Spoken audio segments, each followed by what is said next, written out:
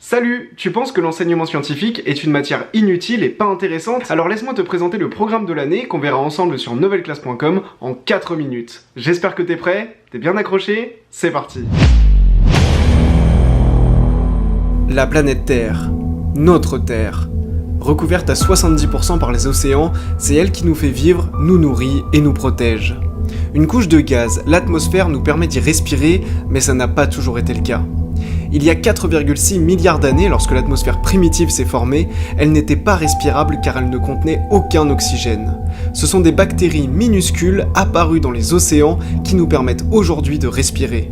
Le carbone, un élément nécessaire à la vie, est d'ailleurs présent partout et sans lui, nous ne serons rien.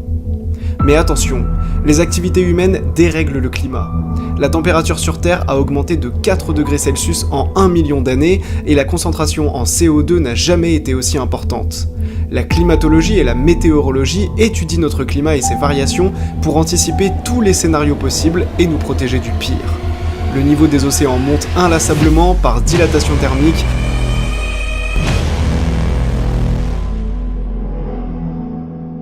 Pour prévoir le futur, on crée des modèles climatiques à l'aide de logiciels surpuissants.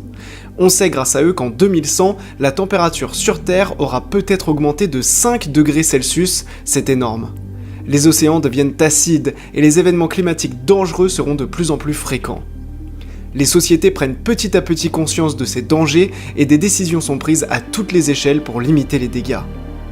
Il est essentiel d'étudier l'énergie pour la comprendre et mieux la consommer.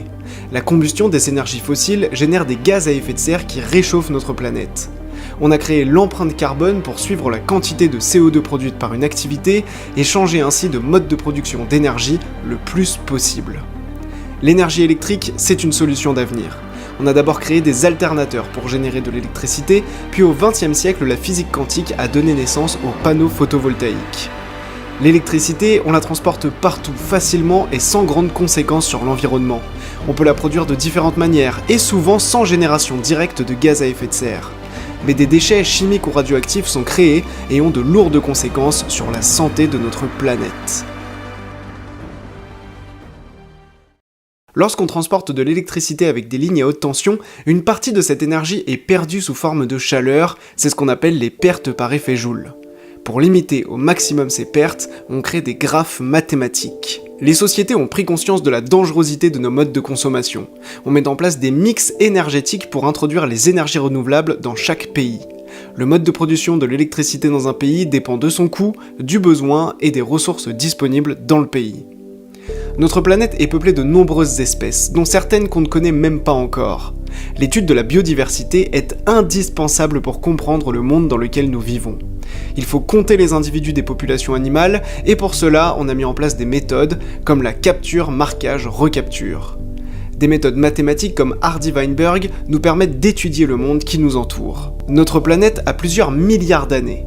Les espèces, et en particulier la nôtre, ont évolué au cours de centaines de millions d'années. L'étude de ces évolutions et la compréhension des mécanismes nous permet de créer des traitements médicaux et agricoles efficaces. Les arbres phylogénétiques nous permettent de retracer l'évolution des espèces. Nous avons un ancêtre commun avec le chimpanzé et de nombreuses évolutions et innovations génétiques ont rythmé le développement de notre espèce. Pour anticiper le futur et assurer notre survie, nous devons absolument surveiller les modèles démographiques. Différents modèles existent comme le modèle linéaire ou le modèle exponentiel et de puissants outils nous permettent de préciser les prévisions et c'est grâce à eux que nous savons qu'en 2050, il y aura 10 milliards d'êtres humains sur Terre.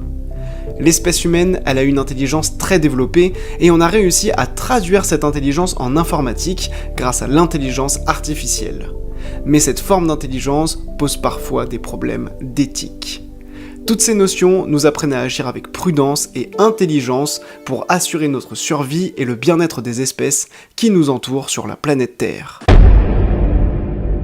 J'espère que cette vidéo d'introduction t'a plu et je t'attends tout de suite sur mon site novelleclasse.com, le lien est dans la description. Le parcours enseignement scientifique terminal est déjà prêt, il est complet. Je t'ai préparé 13 vidéos de cours et 42 vidéos d'exercices pour t'entraîner sur ce qui t'attend au bac et que tu aies des super notes en enseignement scientifique en terminale.